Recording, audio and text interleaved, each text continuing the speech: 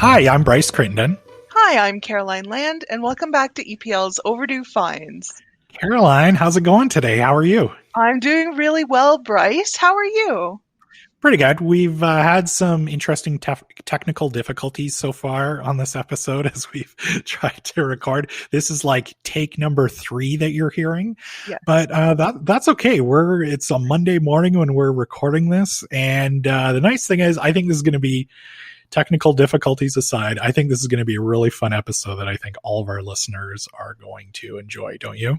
I do. This is definitely a topic that we've been talking about for a while now, because we sometimes touch on it when we're talking about other things, but now we really get to dive into the topic of best and worst parents in pop culture. Yeah, Mother's Day is just around the corner, so is Father's Day, so we're like, let's take a look at some of these. I've got a list, and Caroline, I know in our last episode when I was previewing this one, you kind of took a little bit of offense to one of the parents I used as an example as a good parent anyway. So we'll see if that character comes up later on in today's episode. I'm looking forward to it. Yeah. So we've got a couple guests joining us today. First, I want to welcome back to the show Mike Eaton, who was last on our episode in early 2020, and that was the best games of the 2010s. Now, interesting fact about that episode, that was actually the last episode that we recorded in person. We were at Milner. And Mike, welcome back to the show. What do you remember about that recording? Oh, it was a lot of fun. We're talking about the best games of the decade. And then what I most notably remember about it is that the episode dropped on a Friday, and then all the libraries shut down on Saturday because of COVID. So, so my Hollywood push got delayed, I guess. But, no. It's true. The news cycle. Yeah. Well, we're glad that you are back. And Caroline, I always mention this, the last couple episodes, we've had some first-time guests on the show, and I'm so excited to have another one. I want to welcome to the show community librarian, Chau. Sue, how are you today? And welcome to Overdue Finds. Thank you for finding me. I'm doing well. It's great to be here. I have to confess, it's ironic that I'm on this podcast talking about pop culture, because for a while I had zero pop culture knowledge, especially during the 90s. If someone made a pop cultural reference, I was like Dr. Prince Brennan on Bones, and my reaction would be, I don't know what that means. The reason why is that my family, we were boat people, and my parents were so wanting to preserve our language. So I grew up with Chinese music and TV shows at home. So growing up, I had no idea of any English language rock pop music. So it's really crucial to keep in mind when you're judging me, I had zero knowledge of pop music. And then I met 2 musicians. They happened to be Bono and The Edge. And I'd asked them the name of their band. So it was just so Wait, what? crazy. Go back. That wasn't like a metaphor. You actually met them? I did. I met 2 musicians at a party, Bono and The Edge, and I was like, cool, you're a musician. So what's the name of your band? What type of music do you play? And Bono's like, oh, we're an Irish band called U2. And he looked at me, matter of fact, like I had no concept. And I really did it. So I'm like, well, what's your favorite song? And then we started talking about his album, Joshua Tree. And I had no references. So I was asking all these questions. And he was talking me through it. And we ended up having a really insightful conversation, which was funny because I later read about it in the Globe and Mail, and I felt like, oh, I was kind of like his sounding board, because he workshopped all these ideas of how he felt about his music with me, and then later presented to media. So again, I had zero knowledge of any English language music at the time, and I met these 2 musicians who were like, we happen to be the world's largest band at the time, especially in the 90s, right? So it was like, cool, all right. And they gave me a ticket to their show, and I was reluctant, but I went, and I have to say my parents were right, because it was a gateway to English language music. There was no turning back. I started to watch TV shows in English. I started listening to music, and it was just like the end of Canto Pop for me. This is my favorite story that I've ever heard on the podcast. Really? Wow. Yeah, absolutely amazing. I think we need to maybe just drop today's episode idea and just explore this chance meeting with Bono and the Edge, because that's absolutely incredible.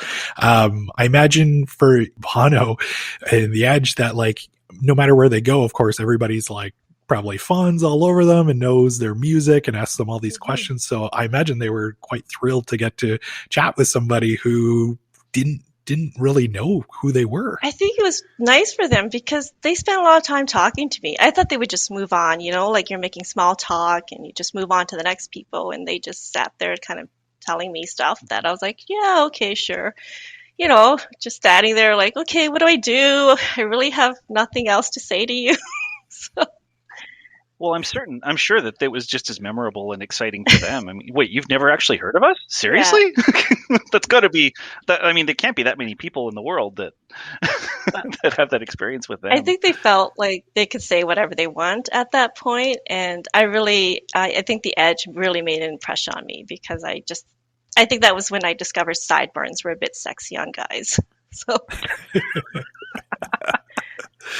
I also want to give you props because in your explanation of not understanding pop culture, you dropped a pretty great pop culture reference there with Temperance Brennan. So, well done. Thanks. That, on that. You're a Bones fan. Yeah. Sorry, I just want to circle back to one more thing in that story. You mentioned the Globe and Mail. Mm-hmm. So did they do like an interview with them? And then did they say, oh, we chatted with this lady and she didn't really know who we were? Like, what happened he there? Didn't actually tell the story of meeting me, but the process of how he felt his music. And at the time they were releasing pop, which they didn't like. And they were quite honest. Like they published something that they didn't like. And so I think he found a diplomatic way to say something because his manager would be really mad if he said he didn't like the latest album. So in the article when I read about it, it was all the ideas and his feelings that he shared with me. So I wasn't referenced in that article, but it was exactly kind of things that he was telling me that I was like, oh, okay, so maybe I was a sounding board, because these were things that he hadn't spoken out loud. Like who would want to say that they created artwork that they weren't happy with but had to rush out and then put it to publication. And the Edge was kind of the most infuriating band member because he would create a note and then say, let's create a whole song around this, which worked for some of their most popular hits, like Where the Streets Have No Name. But to do that in a creative process, creating one note and building a whole sound around that can kind of be like a very frustrating process. So yeah, it was just one of those weird things that came together. I think we might need to have a U2 episode now. I think so. That's an amazing story to kick things off, though. I was going to say, you invite me back next time, I'll tell you the time I sat at Leonard Cohen's house and tried to diplomatically reject his mac and cheese and had a life lesson conversation with Leonard Cohen, another icon. So I'll save that one for next time. Yeah, absolutely. Well, not since we're talking about our famous interactions. I'm followed by one of the Wiggles on Twitter, so Whoa. Anthony, the blue one. Yeah, the best one. Yeah, exactly. Well, we're already off to a great start, and this is going to be such a fun episode. So before we get started, let's chat about our recent Overdue Finds. Sue, it's your first time on the podcast. What's something that you've been enjoying lately? Well, since this is a nod to parents in our episode, I wanted to share a really great children's picture book that I've been reading with my children. It's called Outside Inside by Tywin Pham, and it's such a lovely, beautiful book with these watercolors. It's graphic, it's detailed, and it's a portrait of the world before the pandemic and how everyone had to go inside. There's all these emotions captured there. It highlights the work of essential workers and the experience that we all felt, like loss and grief and shock. There are social movements like Black Lives Matter there, and all of this packed into a children's book, right? So if you're a parent and you're looking at something to read about with your children talking about COVID, It actually doesn't ever say the word COVID in there, but it just talks about how the world has changed, but how we're all still the same on the inside. So it has this beautiful message. And the artwork is incredible because Lewin has drawn the characters with so much diversity. Everyone can see themselves represented in there. Children would say, they're mixed and they'll see part of themselves in that picture. So I have to say, this is just such a timely book that came out, and it's a great read to have with your children. Sounds great. It's been really neat to see some of the books that have been published since the pandemic really started, and that they can really respond to it now. I know that it was exciting when we saw the first books coming out about like washing your hands and social distancing and all of that. And I think they can really help kids understand and make sense of what's going on right now. Mike, how about you? What's something you've been enjoying lately? A few things. So I've been reading. One of my favorite writers is a writer named Sean McIndoe. He goes by the Twitter handle by the name Down Goes Brown. He's a hockey writer. He writes mostly kind of historical stuff about hockey, but also current stuff. He writes for The Athletic as his day job. He's also hilarious. That's this thing. He kind of goes into these like quirky, weird stories. And so I'm reading one of his books. It's in our collection. It's called The Down Goes Brown History of the NHL. Just, the greatest game, the weirdest league, just about all these ridiculous things that happen in the NHL. Also, I've been playing some games, of course, because that's my thing. I've been playing the Uncharted series. I'm just finishing up Uncharted 4 because, just because it's, I can't travel anywhere. So at least I can go to video game worlds that are beautiful and exciting and, climb mountains and things like that. And then actually I also downloaded because it's coming up on 20 years since it came out. Anybody feel old yet? Grand Theft Auto 3 came out almost 20 years. Came out 20 years ago this year, and I was just thinking about it, like, oh man, I used to play that all the time. So I downloaded it again on PlayStation and been playing that, and it's kind of fun. It's actually still pretty fun game. So. Nice. Yeah. You mentioned traveling through video games. I've been spending a lot of my quarantine kind of COVID year in the lovely Eastern European town of Verdansk through Call of Duty Warzone. So that's where I've been traveling to a lot of. But I do want to mention to you very quickly your first book recommendation there, Down Goes Brown, History of Hockey, was it, or History of the NHL? The history of the NHL. Yeah. The last place I worked for, we actually did some events with previous NHL players, and one of those players was Rob Brown. Down Goes Brown. Yeah. And I had asked him about that, and he was like, yeah, that guy's never reached out to me or anything. And yeah, he just thought it was like so funny that he was kind of this fight where he got beat up. He's like now part of this kind of online thing anyway. So he thought it was really cool. Well, that's good. Yeah. Caroline, how about you? What's something you've been enjoying lately? I recently watched a newer movie called Sound of Metal, and in this movie, Riz Ahmed plays Ruben, a drummer in a heavy metal band who realizes that he is rapidly losing his hearing in the middle of a tour. And his girlfriend realizes this and decides that they're going to stop.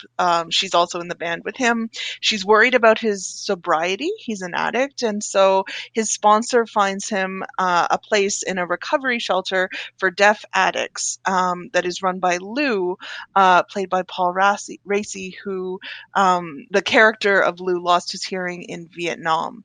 The movie shows Ruben adjusting and not, and dealing with and not all of these changes in his new life. And the acting's amazing. The story's really engaging, and the work that they do with sound, volume, distortion, really is meant to engage the viewers in the experience of thinking about hearing and the things you take for granted and what you don't notice until something is different. It also has subtitles. Some scenes are just done in sign, ASL. Really interesting movie, and available to stream through EPL. Mm-hmm. Yeah, that one's available on Hoopla, I believe. I saw it on there. I have not watched it yet. We're recording this on the Monday after the Oscars. But yeah, it's funny because there was two movies I really wanted to watch before the Oscars. I didn't get a chance to. One, of course, was The Sound of Metal, and the other one is Nomad Land, which ended up winning Best Picture last night. So yeah, I need to watch Sound of Metal. I saw the trailer for it, and yeah, it looks amazing. So yeah, great pick. Yeah. How about you? What have you been enjoying? Yeah. So, for me, it's funny. Mike was mentioning video games, and that's a pick I have this week. Mike, I think you'll like this one. I know you're a sports fan.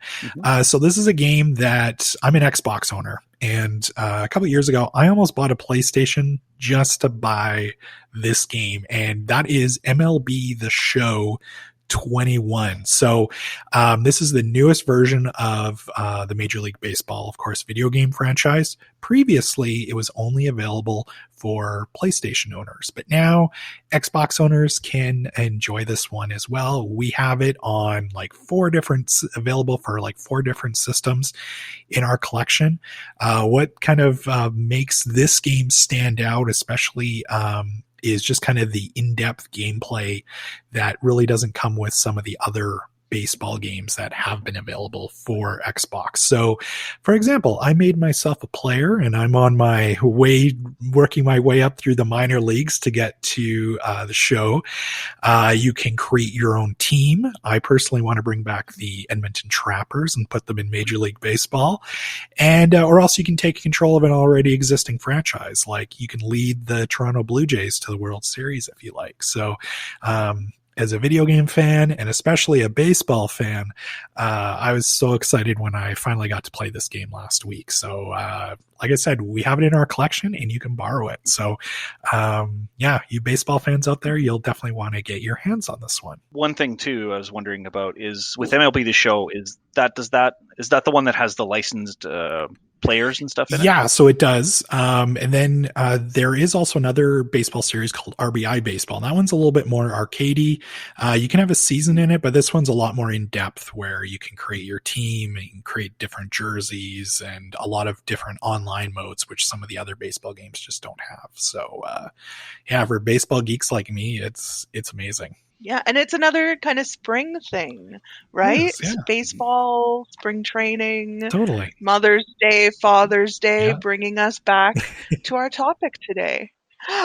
So today we are going to share our picks for the best and worst parents in pop culture. Before we get into that, let's talk about how we came up with our picks. What qualities were important to you as you were creating your list and thinking about who to pick? Sue, we'll start with you.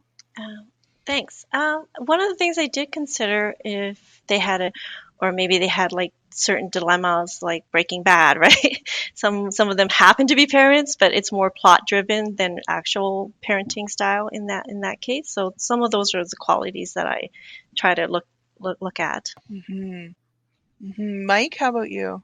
Yeah, kind of a similar thing, like thinking about characters who are parents, but also where that is an integral part of that characterization and of that character's journey and their character's arc. Some of them are incidentally parents, which is fine, but I was thinking more about, where it's a really foundational part of what makes that character tick and why we're following them and why we care about them. And something funny. Yeah. Bryce, what went on for your consideration? It's interesting as somebody who doesn't have any kids myself. I was looking at this just as somebody, or, thinking about if I was a parent, how would I want to be? And, I'd want to kind of, the parents that stood out to me, the ones that I've picked here that are great communicators to their kids, or seem to be anyway. Ones that are just generally likable, and have just kind of made, in my opinion, a fairly big impact when, as Sue mentioned, in kind of the world of pop culture. So, Caroline, how about you? What was important to you when you were kind of making your list here? the process of it reminded me a lot of the scene in Mary Poppins where the Banks children write down all the lists of qualities that they want to have in their nanny and then present it. And so and then that got me in the headspace of like thinking about like Mary Poppins, and there were a lot of non-parent parent figures that came to mind as well. Nannies, babysitters, aunts, uncles, like people. And I think that says something about, what it is to take care of a child, and that community aspect of people having a lot of people in their life who can help raise them and be there to support them. That was one for me for sure. Parents who were supportive and loving, and other than that, I just kind of went with my gut on these. So that's where I ended up. Yeah, and that's all we can do with this one. So let's get started. Of course, Mother's Day is first up. So let's share some of our picks for our favorite pop culture moms. Mike, I'm going to start with you. As the time we're recording this, last night was the Oscars, and they did the in memoriam sequence, and I didn't watch the Oscars, but I heard that they didn't mention Jessica Walter's name, the dearly departed Jessica Walter, and that was very sad. But she is my pick for two roles that she did. One, of course, is Lucille Bluth in Arrested Development, Gangi, and then also as Mallory Archer on the TV show Archer. She is just the worst mom, but she's the best at the same time. It's kind of two sides of the same coin. Like the character Mallory and Lucille they're pretty similar in a lot of ways, and they're both very self-centered. They're both very boozy. They're both always have a martini glass in always hand. Got a drink in the hand, and just an absolute do not give an F about anything. and don't you dare cross them. But she's just great. She's such a wonderful performer, and the characters are so vivid and awful, but at the same time you can't help but kind of like them just for being so badass, Mm-hmm. As an actress, Jessica Walter, her delivery with the Lucille Bluth lines was amazing. She recently passed away, and a lot of people were posting GIFs or screenshots or memes of her, and there were just so many because the way she could deliver a line with a little twist on it, her body language, facial expressions, she just did a fantastic job with that character. Caroline, have you seen Archer before? I have the first couple seasons and not for a while. So okay. I might need to go back and refresh my memory. Yeah, I think you'd like it. Yeah. Sue, how about you? Who do you have on your list of the best moms? I have a few. It was hard to pick because there are so many great parents out there. I'm going to start off with Tammy Taylor. Coach Taylor's wife from Friday Night Lights. I think she was just a great mom, and as a guidance counselor, she really nurtured all the high school students there. So she was really great. I also love Jane from Jane the Virgin. It's a telenovela, and it had a silly premise where she was accidentally inseminated, and so she had a baby with someone she didn't really know, but then started to fall in love with. And I thought at a young age, she really navigated those trying to raise a child on your own and trying to have your own life in your 20s and go to school and finish college. That was incredible. I also thought that, I know everyone was looking at President Biden during the inauguration, but I thought the Obamas stole the show, right? Michelle Obama is just everyone's favorite mom, strong woman, a leader, and she's just been incredible. Becoming as a fun fact, was one of the most checked out items in our collection. So I felt that there are a lot of Canadians who really looked at her as an icon too, and just thought that they really missed her in the limelight. And she had done so well considering she grew up on the south side of Chicago. And she is a force to be reckoned. So you haven't read Becoming. That's a really great book. And you get a sense of how much she did to protect her two daughters. Trying to raise in the White House can't be easy. So she's an incredible person. In one of I've heard her speak here in Edmonton, and on one of I think the first time I heard her, she was telling a story about how the night before they left the White House, she was trying to get everything ready. There's all this stuff happening. but the girl, she realized that her daughters were saying goodbye to their home where they had lived for the last 8 years.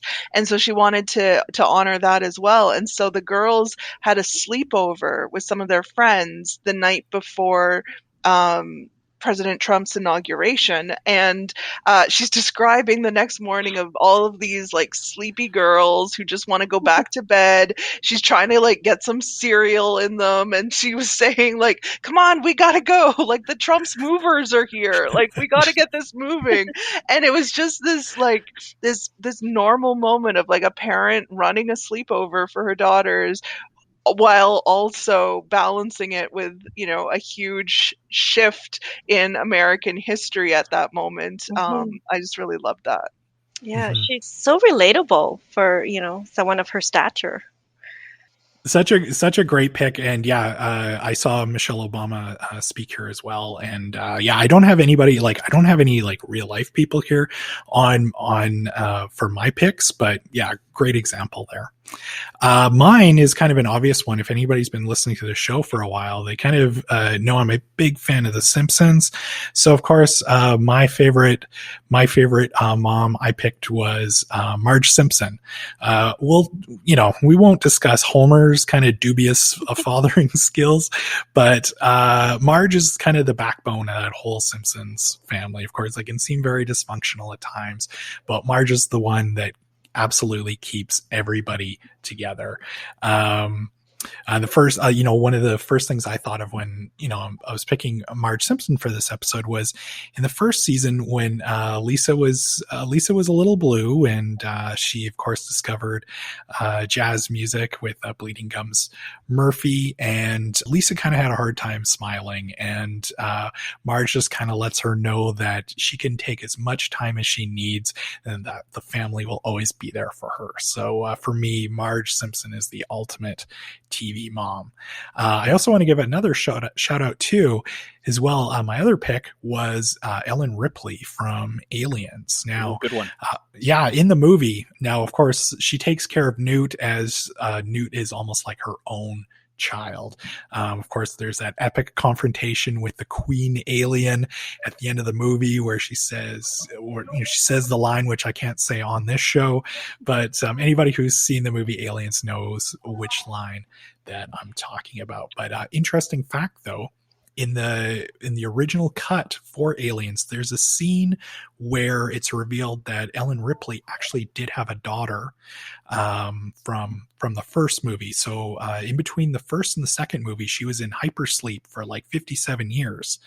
And basically in Aliens, it's revealed that unfortunately her daughter died when she was in hypersleep. So that's a scene I thought they probably should have kept in the original film. It would kind of help maybe explain that mother-daughter relationship, even just kind of reinforce that a little bit better. But Ellen Ripley, she's an awesome movie mom.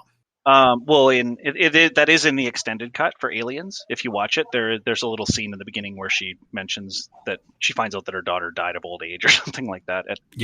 Which is weird. But and also in the video game Alien Isolation, which came out about 4 or 5 years ago now, maybe 6 years ago, you actually, in that game, it's a survival horror game where basically you're playing as Ripley's daughter, who is out looking for Ripley while she's out floating around in space, and you encounter a ship with the alien, and it's just a one-on-one sort of thing where the whole game is stealth. You're trying to avoid the alien because you can't fight it, and so it's terrifying. But you play as her daughter in that game. Nice. Well, I'm gonna have to check that out now. That sounds amazing.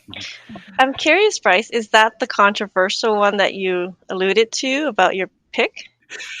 Sorry. Well, the one that I alluded to at the beginning of the episode was from Gilmore Girls. So in the last episode, I was giving an example of what I thought to be great pop culture parents or moms, and I used a Lorelai Gilmore. And Caroline, I could kind of see the eyebrow and the head tilt a little bit. It was kind of like, I don't know so much about that. So Caroline, I'm going to give it to you. I'm going to hand it over to you. Yeah. Not only to give your picks, but maybe explain to me why I was kind of maybe wrong about Lorelai Gilmore. I don't know that I'm going to go on record as saying that you're wrong about Lorelai Gilmore, or really come down either way on Lorelai. I think that she has a very specific parenting style, which was your child is your friend. And I think part of that was because she was so young when she had Rory in the show. She was 16 and quickly moved out of her parents' house and was on her own and doing everything she could to build a life for her and her daughter. And when we join them, when Rory is 16 and Lorelai's in her early 30s, there's some tension, I think, starting to happen, because it's that place where Rory's also becoming an adult, but has she had a parent or a friend or both or neither? So there are moments where I think you're looking at Lorelai and her decisions, and there can be a lot of empathy for them, but I don't know that it was always through the lens of she is making the right decisions as a parent. That was a controversial one, actually. I would say among my friends and parents that Lorelai is, you either love her because she took a friendship and really valued that aspect of parenthood, as opposed to what she had to do to survive. And some of the things that she did give advice for Rory, she just didn't take herself either. So as a role model, as a mom, she wanted and had expectations of Rory that she herself didn't deliver on. So I think that issue is quite polarizing for some. Yeah, I agree with you, Caroline, there. And that doesn't even get into the whole grandparents dynamic with Emily and Lorelai and Rory, all of that. It's there's a lot. There's 7 seasons and a Netflix show. They might come up later in this episode. Okay. Yeah. All right. So Caroline, what were your picks? Mine, similar. I thought you were going to take mine when you started talking, Bryce. I went with Linda Belcher from Bob's Burgers. I really like Linda as a mom. I find she's very supportive, throws herself behind whatever her kids are into, whether it's Jean's music career or trying to understand Louise better, maybe through a game of laser tag, like all of it, just really supportive. And again, not having all the resources that she would like to give the kids the life that she wants, but finding a way through that to do the best that she can with them and just really love and be a positive, supportive figure for them. And similarly, I went back and I was thinking about the parents, and specifically the mother from the Ramona series by Beverly Cleary. And Dorothy Quimby, Ramona's mother, is just, she's kind, she's loving, she's supportive, she's exasperated, she's tired, she's working full time. Her husband, at different points in the series, loses his job. There are all kinds of stresses on the family, figuring out, how to get Ramona to go to her babysitter, even though she doesn't want to because she has to. Just all of these things, but there's a core element of just love and support in them. And I really like the way that Ramona's parents, and specifically her mother, are shown in those books. Those were my favorite series too. Good pick. Yeah, I really like them. But let's not forget about the dads. Who is your pick for favorite pop culture dad? Mike, as one, we'll start with you. Well, okay, so I'm gonna pick a dad that I sort of discovered not long after I first became a dad. So, and it had an impact on me. And I was very delighted to see that we still have this in the collection. So there's a series of video games called Dead Rising. So they're zombie games. And the first one came out in 2006, and it's like you play this investigative journalist who's in this mall. It's Dawn of the Dead, basically, the game. The kicker on it is that there's this 72-hour timer before the army comes in and basically blows up the city, and you've got all these missions to do, and the timer never stops. So you've got missions that come up at 5 o'clock, and you've got to get to the other end of the mall to do the mission and all that stuff. And if you miss it, you miss it. It's gone forever, and you got to move on to the next thing. It's a really interesting type of game. Anyway, so the first one is 2006. In 2010, they released the sequel, Dead Rising 2, which takes place in Fortune City, which is basically Vegas with a mall in it. And you play as the character you play as is this former stuntman named Chuck Green. And I mean, what a great name. And so Chuck is a stuntman, and he's trying to make money because his daughter, who's a little daughter named Katie, who's like 5 or something in the game, she got bit by a zombie, and he has to keep giving her Zombrex every few hours, otherwise she'll turn. And so that's the game, is you're going around doing all these missions, and it's really ridiculous. Like you can everything in the game is a weapon. Like anything you can pick up is potentially a weapon. So what you can do is mix things. So you can mix like a baseball bat with a box of nails and make a nail bat, or you can make, boxing gloves with Bowie knives, and you can make like Wolverine claws and stuff. It's really cool. Anyway, but in the game, it's kind of silly and zany and goofy, but it's also got this really strong sense, this core of humanity there, because his number one priority is making sure that he's getting the Zombrex for his daughter. And at times he gets really tense because you're like racing against the clock to try to get it. And I don't know, I just felt that it really tapped into that feeling, especially at the time being a new dad.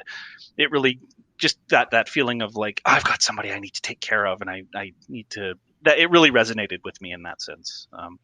And he's a good dude. He just gets the crap kicked out of him throughout the game, which is also part of the fun, because, poor guy. But he's got a cool name like Chuck Green, and he's got a cool job like movie stuntman. So, and I mean, everybody just mocks him throughout the game, like, "Way to go, Chuck!" And stuff. And it's just goofy. But Chuck knows he's got a cooler name than everybody else. That's okay. Totally. Yeah. Great pick. I remember playing the first game. I did not play the second one though, but that's a really interesting pick. Sue, how about you? Well, I really like Randall Park, and I think he played Louis Wong in Fresh Off the Boat really well. I love the episode where the school sent home a book called Flowers in the Watering Can and encouraged parents to have the talk with their kids. And of course, Eddie, he didn't want to have that talk with his dad. So Louis ends up blurting out, I didn't come to America so that you could have a lot of sex. And then he realized, wait a minute. And he got Eddie's attention with that, but he was just saying that, you came here and there's an opportunity here. And I think it was a refreshing talk for immigrants to have with their children. And it was very sex positive, which was rare to see on a TV show too.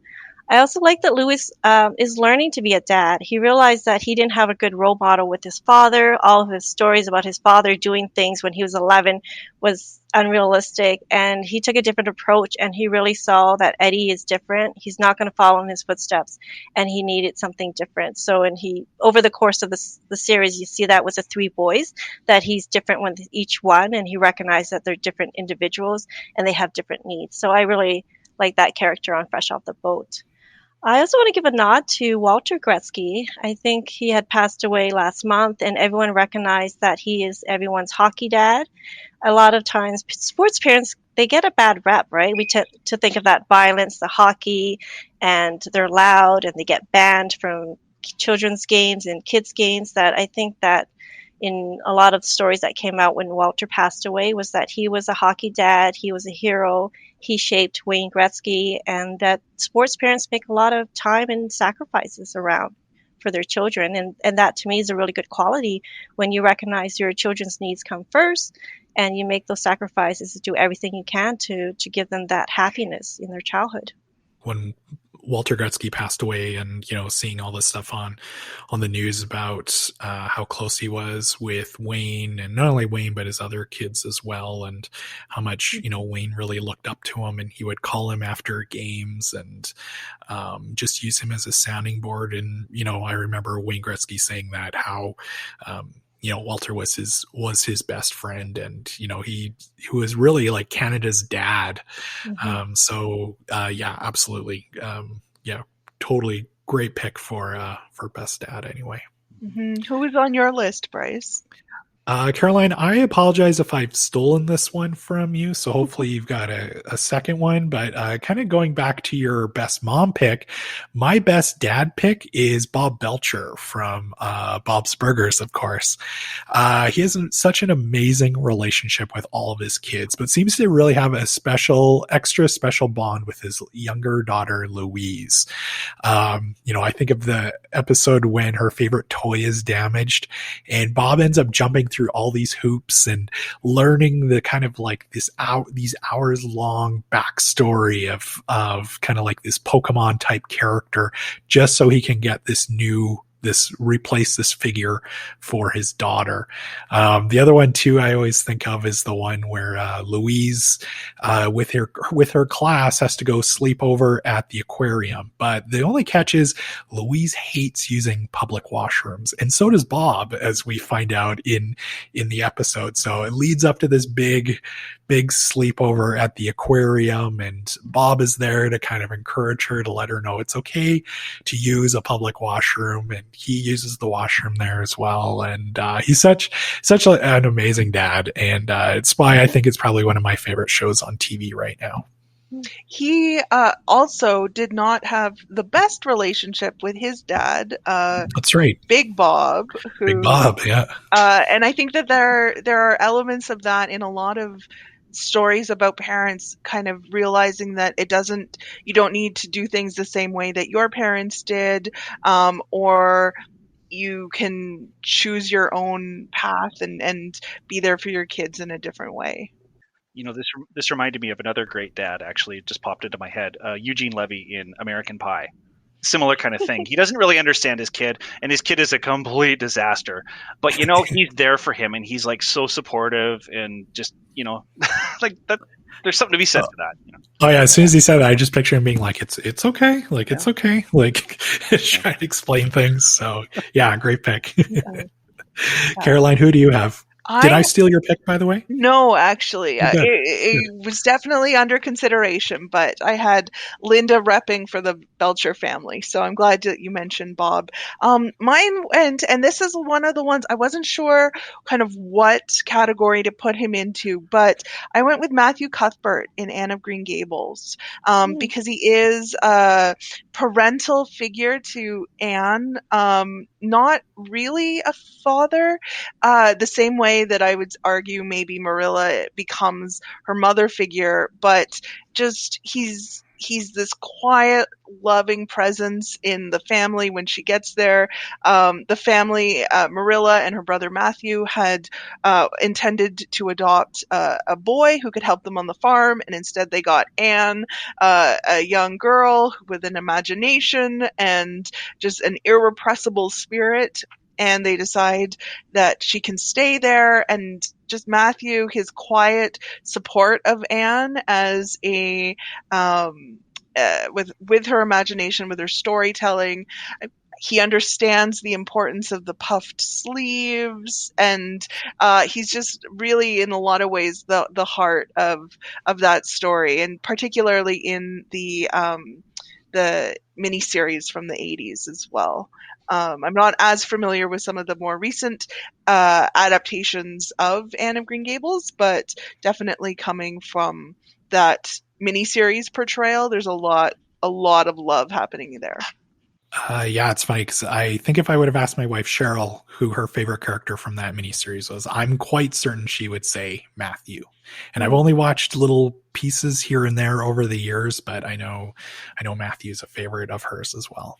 He's the kind of character where he doesn't say a lot, so when he does say something, it carries weight with it, and he's using that at times to stand up to his sister Marilla in defense of Anne, supporting her, and just making her feel like she has a home. And their awkward ride back from the train station, when he goes to pick her up and he's expecting the boy, and he gets there and it's Anne, and then he's like, oh no, what is Marilla gonna say? But they have to ride back in their buggy, and Anne is just going off about like how wonderful and magical and delightful everything is, and she's never seen a more beautiful place, and Matthew's just like, what am I going to do about this? It's a very funny introduction to Anne of Green Gables. And of course, another person who you mentioned in the teaser last week, but Uncle Phil, let's shout him out from Fresh Prince of Bel-Air. And I was thinking that not only is his relationship with Will, I think,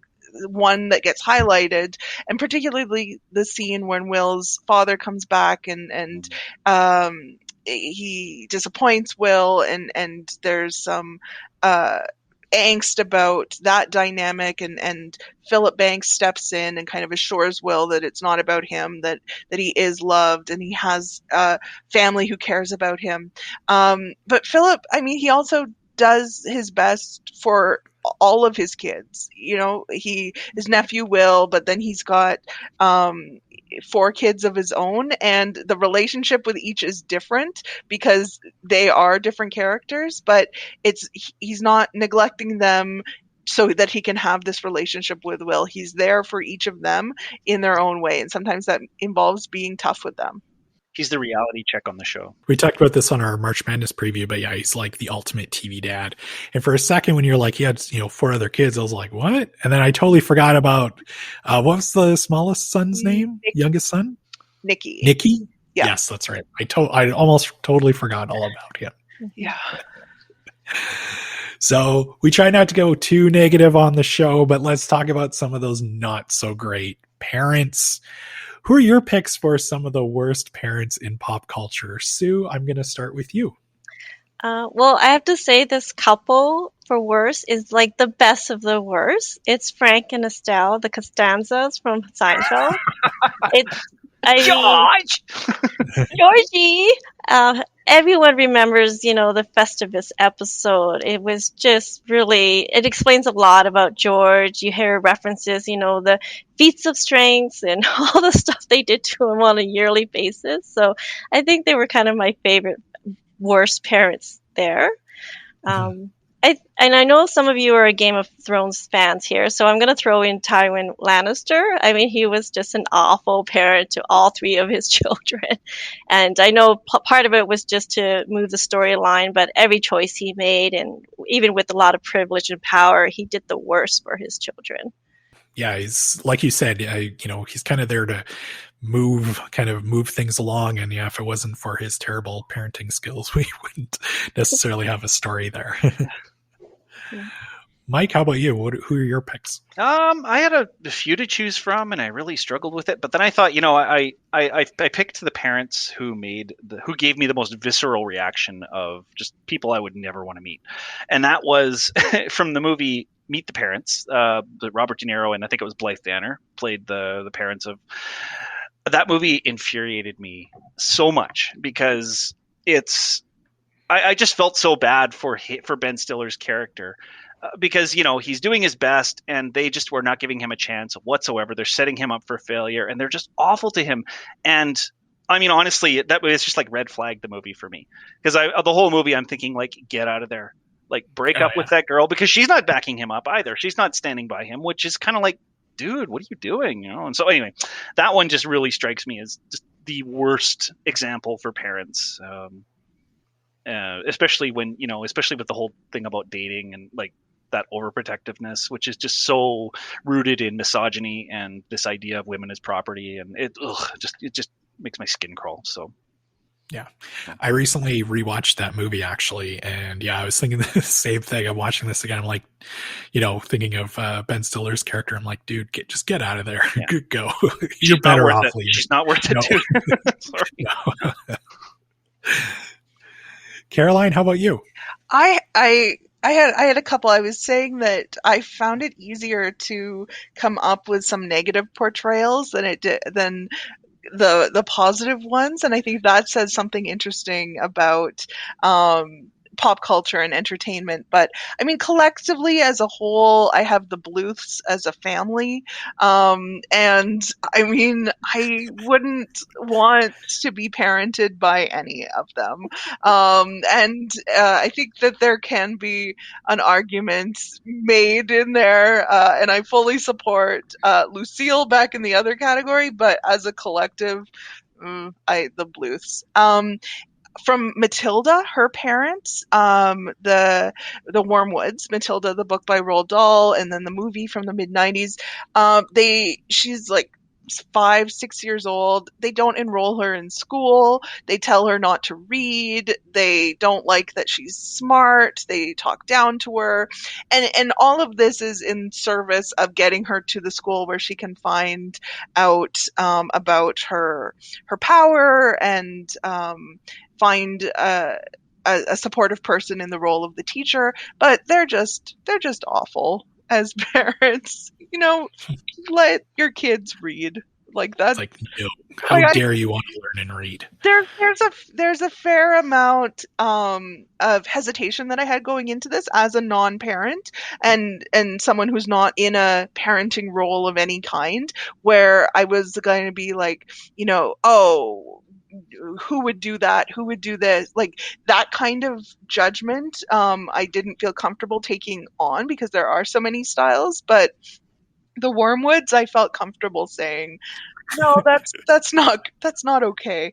And the last one is similarly, Nick Parker and Elizabeth James, aka the parents from The Parent Trap.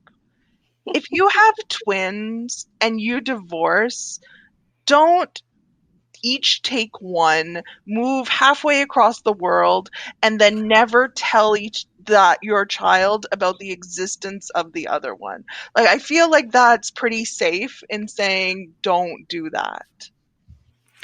I have actually never watched either Parent Trap movie, but I had no idea that was the plot. Like, I knew there was some sort of mix-up, but I had no idea. No, that's what happened. Parents were divorced, and so Nick, he owns a winery. He's Dennis Quaid, and he owns a winery in California. And Natasha Richardson is Elizabeth James, and she is a bridal gown designer, I think, and she lives in London, and they meet on the QE2, the ship, and get married, and it's impulsive, and it's like they have these twin girls, and then I think through misunderstandings they decide to get divorced. They each take a girl, they split up, never mention anything. Each girl only has one picture of their other parent, and it's half of the same picture. So they took two girls, split them up. They took one photo, ripped it in half, gave it to the other one. So the girls have had no relationship with their other parent. They don't even know that a sibling exists until they get to summer camp. And then they do. And both the girls are played by Lindsay Lohan.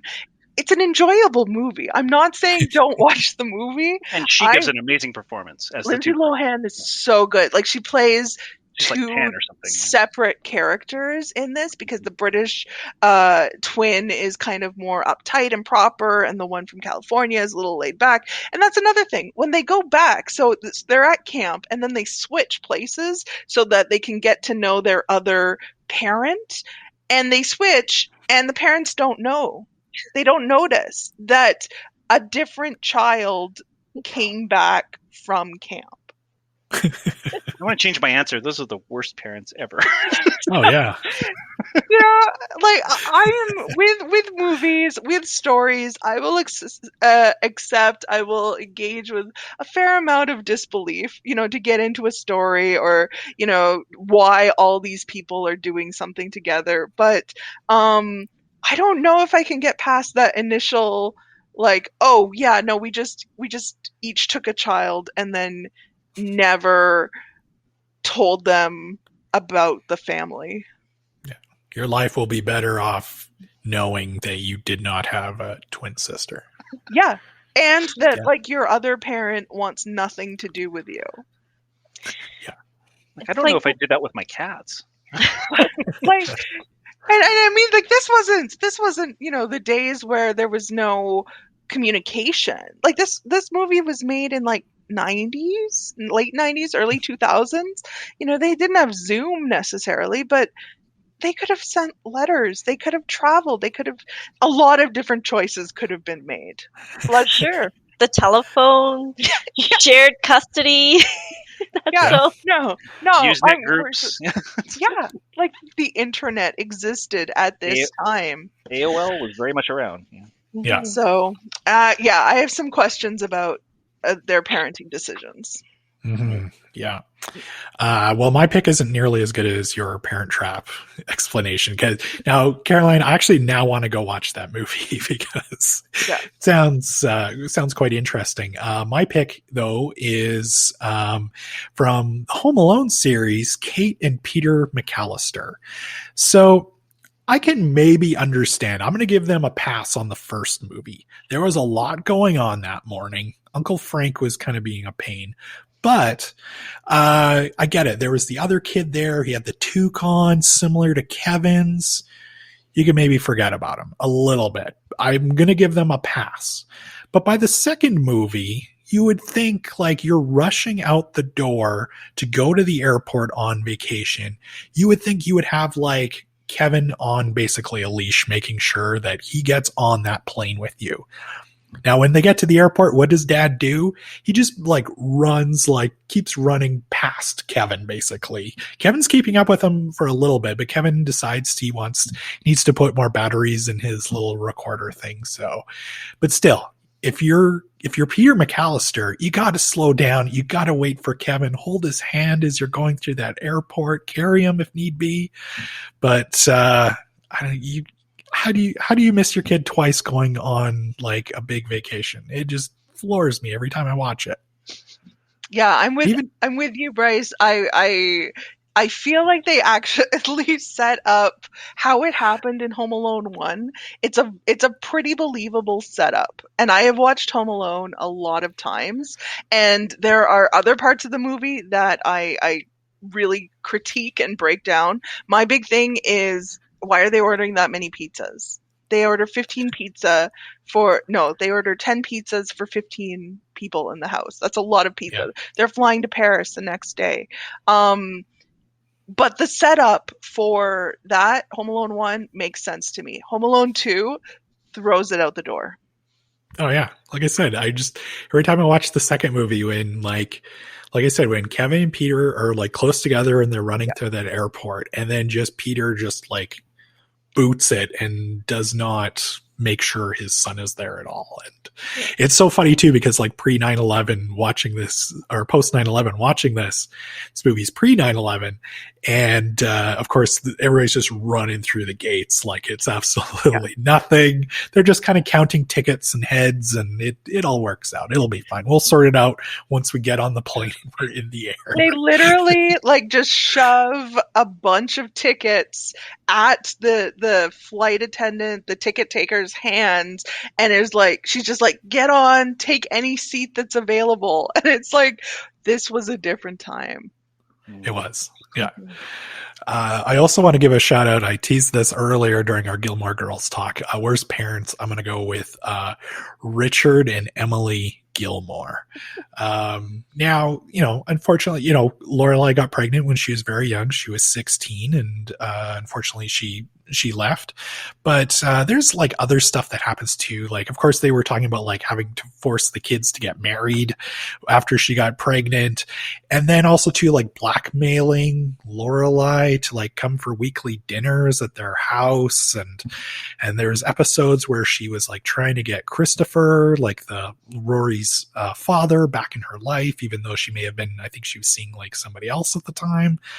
Richard and Emily Gilmore are the absolute worst. So those are my picks. Well, we'll pivot from Rory's grandparents to a more positive note about grandparents. Do you have any favorite pop culture grandparents? Sue, we'll start with you.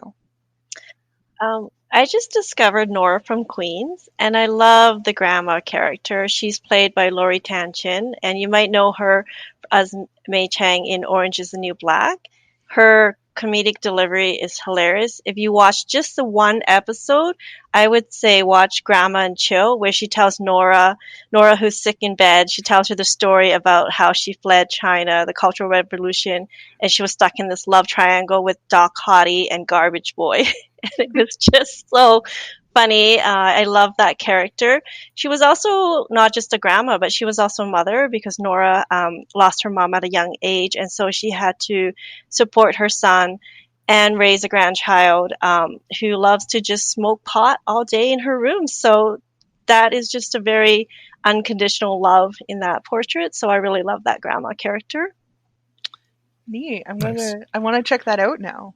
Yeah. Mhm. Don't watch that show around kids, though. The language, really not suitable for children.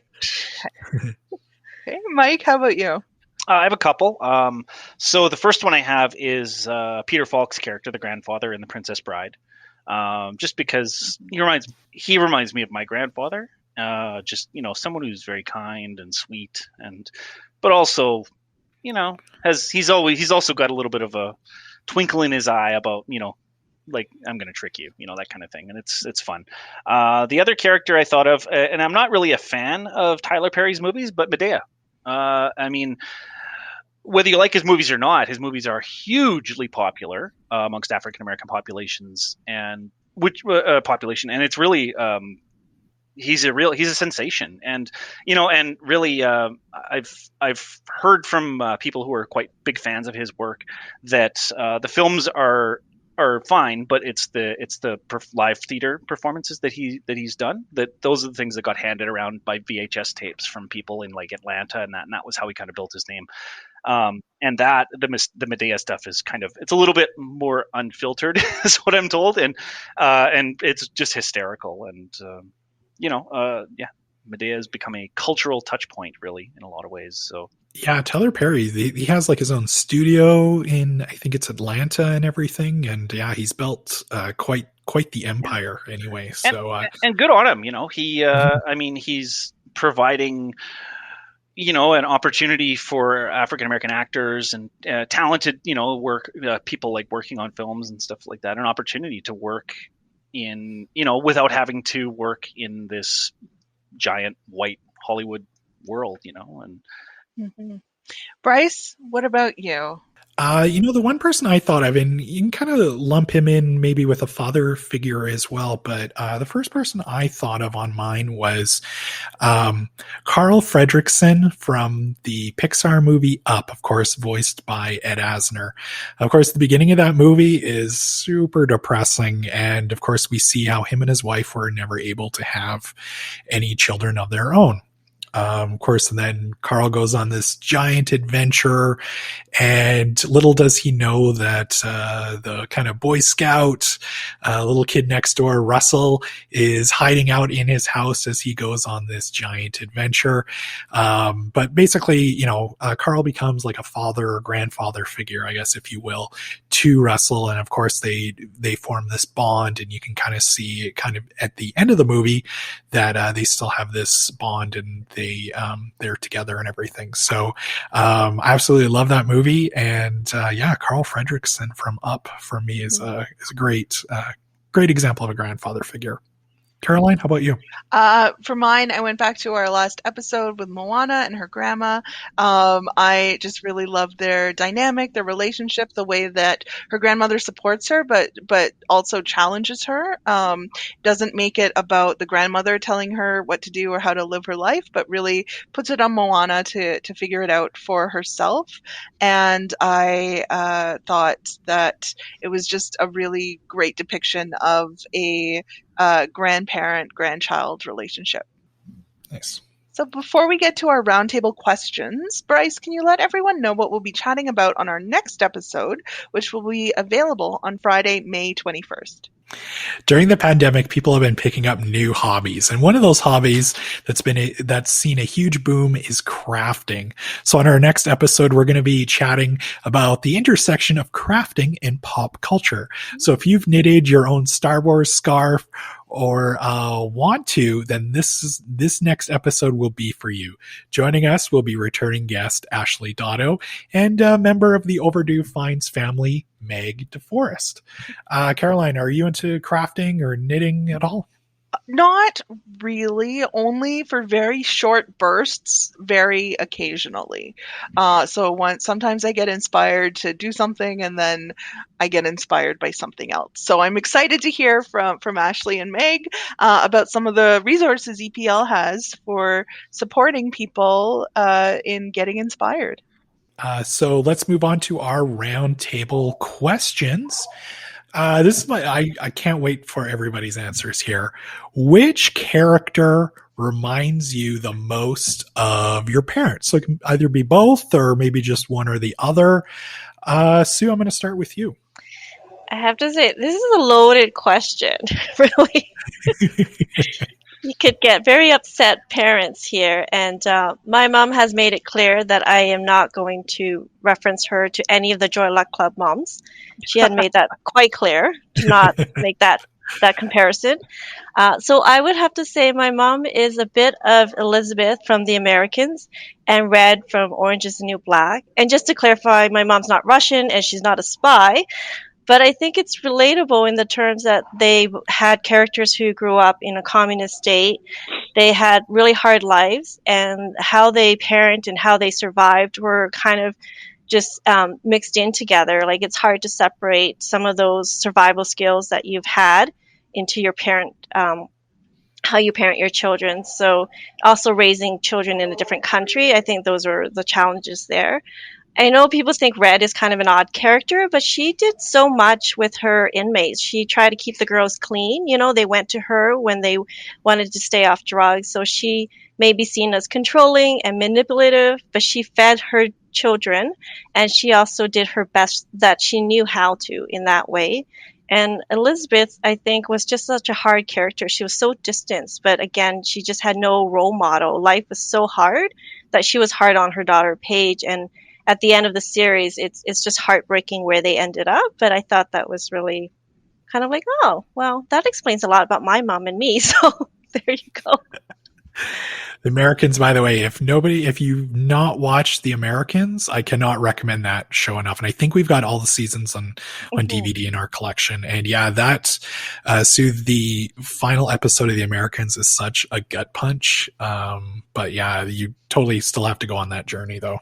Mm-hmm. Mike, how about you? Okay, so all right, so Tony and Carmella Soprano. Now let me explain. So my parents are not. My dad never worked in waste management. He worked in air conditioning. Just to clarify that. No, but I mean, I think they represent. They're very similar in a lot of ways because they're part of that generation where they grew up where they didn't have a whole lot. Their parents struggled. That was that generation, and so they grew up, but then they managed to, find like boomer success, that sort of thing, but then the world is changing in that generation, and they're kind of struggling with figuring out how to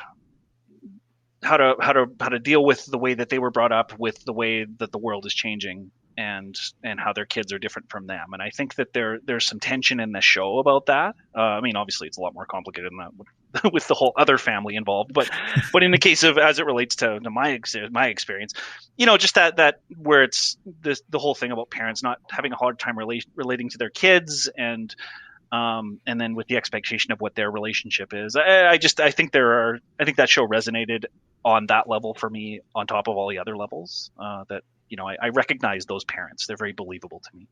So nice. Yeah. Caroline, how about you?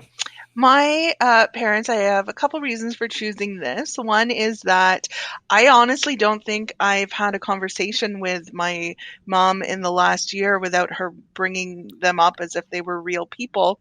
And so it is Moira and Johnny Rose from Schitt's Creek.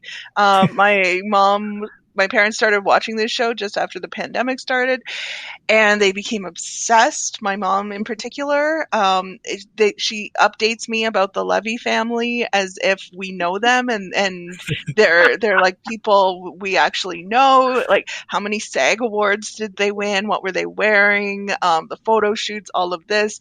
But also with the pandemic, I think my parents have spent more time inside in close quarters to each other than they have when they were working. They're both retired now, and I think there can be a little bit of that dynamic happening there. So Manitoulин's own Moira and Johnny Rose, I would say. Nice. Yeah. How about you, Bryce? So this answer is going to sound really mean, but my mom even admits this. So my pick actually, the character that I think best represents my mom is Lois, the mom from Malcolm in the Middle, played by Jane Kaczmarek. So if anybody watched the show, my mom kind of always joked around that like Malcolm in the Middle was essentially like our family. We had 4 boys growing up. I was the oldest one. But the scene to me, and this is where I brought it up with my mom before, and she's like, oh my God, yes, that is me. There's a scene, I think it's in one of the very first episodes, where one of the boys is trying to play fake that he's sick so he doesn't have to go to school. So he opens up a can of soup and kind of pours it into the toilet like he's throwing up. And Lois catches this and she's like, what are you doing? You're not sick. Go to school. Oh, and you owe me 50 cents for this can of soup. That's my mom. So I know that sounds mean, but my mom we joke around about it and she totally admits that's her. So. That's not mean at all, really. That's brilliant. Lois just was so on her kids. She knew them and she caught them. And I love the way she punished them in some of the other episodes where she just was so creative in trying to give them that character building. Yeah, absolutely. Yeah. All right. So last question. Congratulations. You get to spend the weekend with a TV family. Which family are you going to spend the next 2 days with? Sue?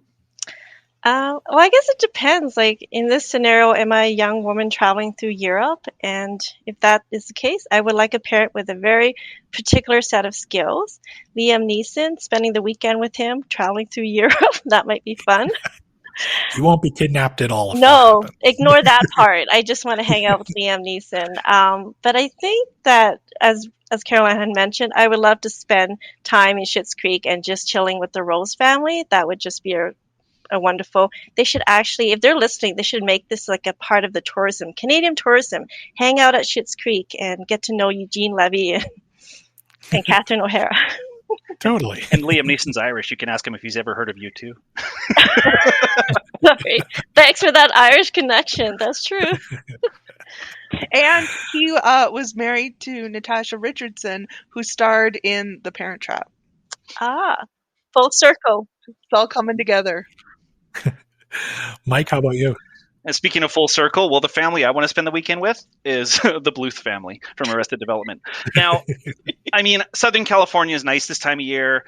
And I mean, I'm not saying it would be a particularly productive weekend or a weekend where things end particularly well for me, but my goodness, it would be fun.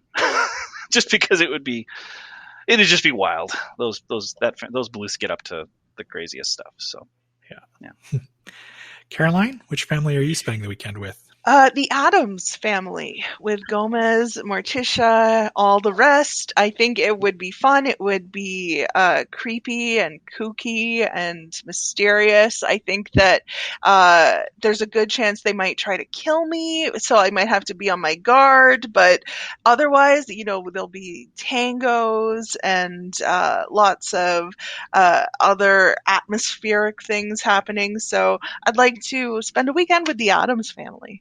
There's a lot of love in that family, too. Yeah. Yes. Will you dress like them, too? I think there would be some kind of costuming involved, for sure. Some goth look. Yeah.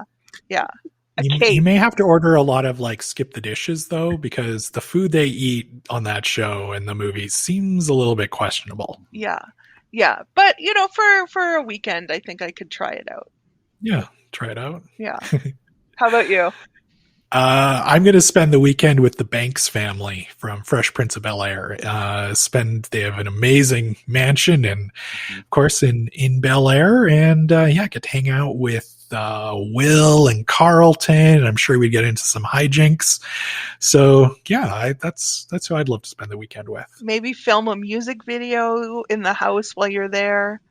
Yeah, Belle Biv DeVoe comes in to do a music video, and we have to get the place cleaned up by the time Uncle Phil gets home. Maybe have a special appearance by Tom Jones. Yes, that's right. Thank you so much for joining us today, Sue and Mike. Is there anything coming up at EPL or at the Clairview branch that you would like to let people know about? I want to give a shout out to my team members, Teresa and Rachel. They're working really hard to create a shadow puppet show for summer starts, so that'll be in the summer. And just to confirm, we're offering summer readings, so there'll be incredible prizes, books, tattoos. Families can pick up a registration package in June, so just keep an eye out on our website for that. We also have next week Kyle Charles, Indigenous artist who's picked up by DC Marvel Comics as an illustrator, so he's on our website as well, and that's an exciting event coming up. Great.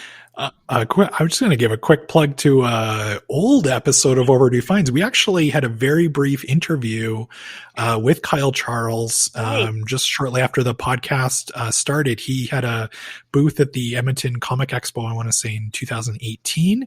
And there's an episode where we talk with him for probably about 5 or 10 minutes. So if you go back into our archives, you can also hear him there as well. We'll have a link to that episode in our item list. And for me, the thing I'd like to plug over at Clairview is the fact that we have library takeout. Come get some stuff from us. We can't let you in the building, but we'll absolutely bring stuff out to you. And that includes stuff you have on hold. Our staff have been pulling together surprise bags of just 4 or 5 items that we put in a bag. They're all themed around a certain topic. When you come, ask for us. Ask what we have, and we'll happily check more stuff out for you. But just to let people know that we're still here. We're just not open in the way that we used to be, but we want you to use us. So come out here. Caroline, I think we should put together like an Overdue Finds mystery bag. Sure. Maybe it's like past recommendations from the show. Talk off air about this. I like it. Even pop culture bags from Overdue Finds. Yeah, a themed bag for each episode or something like that.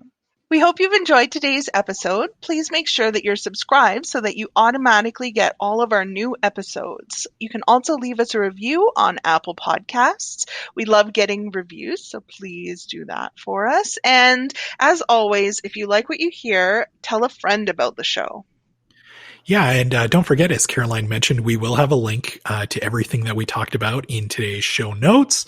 And if you want to share your picks for the best and worst parents in pop culture with us, email us at podcast@epl.ca or hit us up on Twitter by using the hashtag EPL Overdue Finds. Thank you for listening, and we'll see you next time.